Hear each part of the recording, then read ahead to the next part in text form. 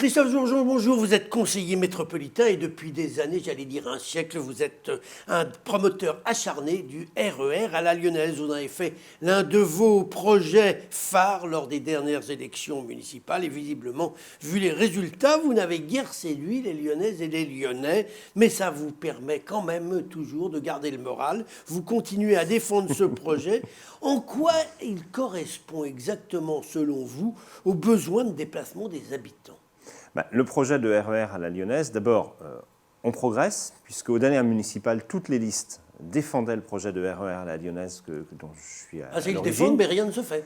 Maintenant, il faut passer à la réalisation. Donc, c'est pour ça que je continue à me battre pour ce projet. Ce projet, effectivement, il répond à un triple enjeu, à un enjeu environnemental, à un enjeu social et à un enjeu économique.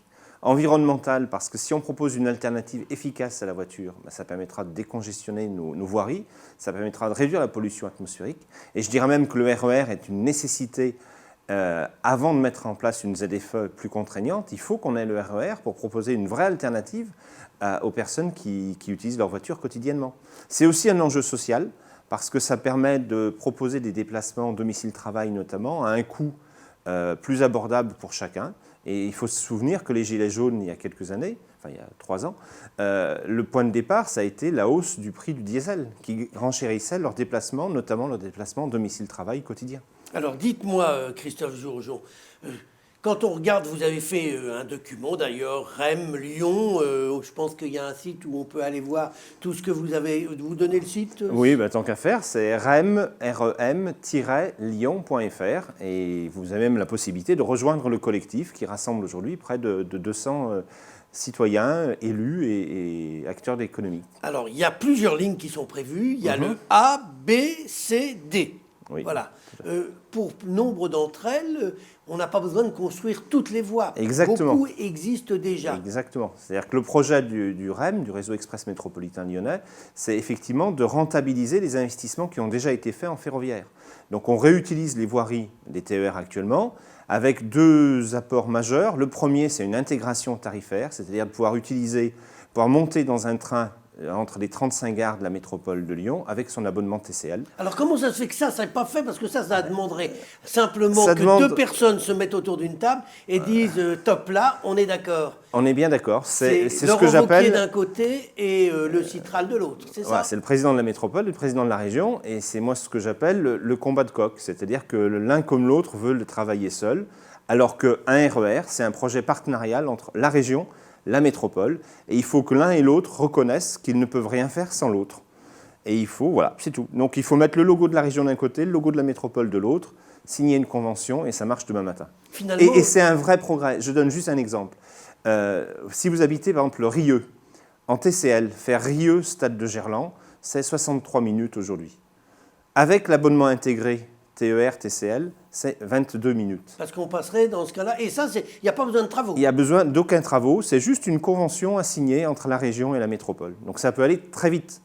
La billettique, les cartes Oura fonctionnent, sont reconnues sur le réseau TCL, donc c'est vraiment un problème de combat de coq.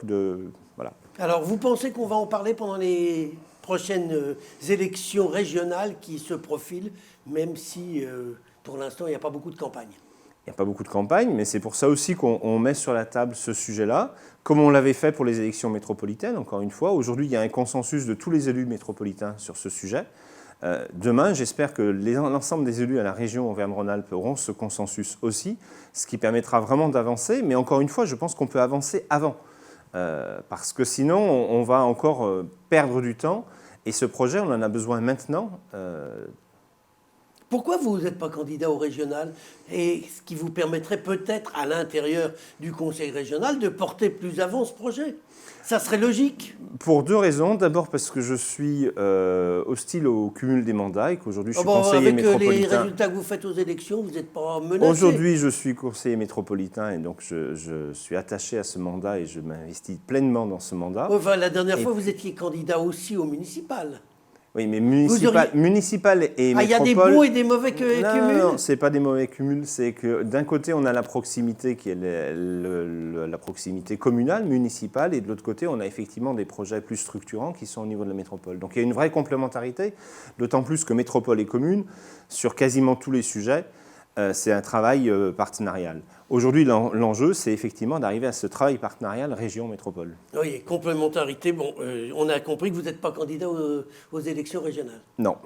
Dites-moi une petite question. Est-ce que ce projet d'RER à la Lyonnaise remplacerait le métro, la ligne E du métro? Ce projet de RER à la Lyonnaise permet effectivement d'améliorer la desserte sur Tassin et Francheville. Et on n'aurait plus besoin Et on a l'enjeu d'une meilleure desserte du 5e arrondissement. Donc il faut effectivement regarder comment on peut concilier ces deux approches-là. C'est en ce sens-là où moi je demande un partenariat région-métropole, parce qu'il faut effectivement que les investissements des uns et des autres soit réfléchi sur du moyen terme en fonction de la globalité de l'offre mobilité. Vous vous intéressez au transport en commun. Qu'est-ce que vous pensez aussi du projet défendu par les écologistes de faire le téléphérique dans l'Ouest lyonnais? Je suis beaucoup moins convaincu sur le téléphérique. Je pense que son intégration urbaine est très compliquée. En plus, on a un problème quand même de capacité. C'est-à-dire qu'en termes de capacité de voyageurs transportés, on est quand même très bas aussi. Donc je demande à être convaincu, mais j'ai des doutes. Christophe Jourgeon, quand j'ai le plan sous les yeux que vous avez de votre RER à la Lyonnaise et des 4 lignes, à quelle échéance, si tout allait bien, ça pourrait être réalisé? Alors, est-ce qu'il faudra moins d'un siècle? Il faut beaucoup moins d'un siècle. L'intégration tarifaire, on en a parlé, c'est l'étape 1, c'est fait demain matin, sous réserve que 2 hommes se mettent d'accord. Ou 2 collectivités pour être plus global. Ensuite, on a une amélioration du cadencement qui peut aller relativement vite. On a aussi une amélioration de construction de parcs relais en augmentant leur capacité. Donc ça, c'est quelques années. Et après, effectivement, l'étape ultime du RER, c'est des lignes traversantes. C'est-à-dire, au lieu de s'arrêter à Lyon-Pardieu ou Lyon-Perrache, on fait de l'est-ouest ou du nord-sud.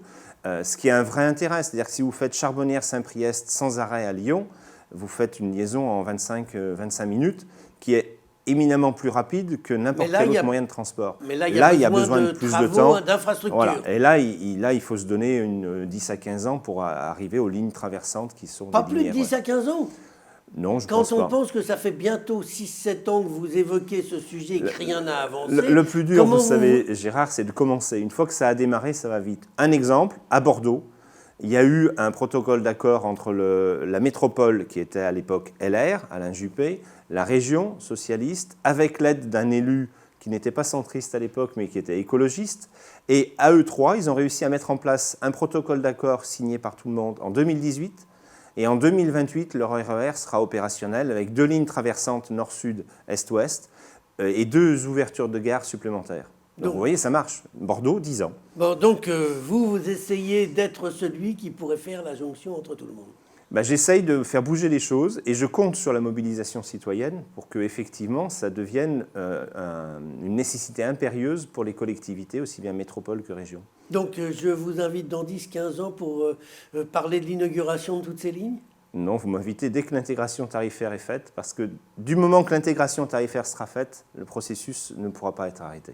Et quand est-ce qu'elle va se faire, cette intégration tarifaire? Rapidement, je l'espère. Non, mais rapidement, c'est-à-dire, allez, est-ce que vous êtes capable de me dire, dans 1 an, dans 2 ans, c'est fait, dans 6 mois, dans 3 mois? Encore une fois, ça peut aller très vite, mais aujourd'hui, je ne suis ni président de la métropole, ni président de la région, donc je ne peux pas prendre cette décision. Je peux juste pousser pour que cette décision soit inévitable et qu'elle soit inévitable rapidement. Et pour cela, il faut qu'il y ait une mobilisation citoyenne avec des élus. Et c'est pour ça aussi que j'ai écrit aux 180 élus locaux de l'aire urbaine lyonnaise, pour le 180 maires, pardon, pour les mobiliser aussi sur ce sujet-là. On a par exemple le maire de Tarare qui vient de rejoindre notre collectif parce qu'il est convaincu que c'est une nécessité.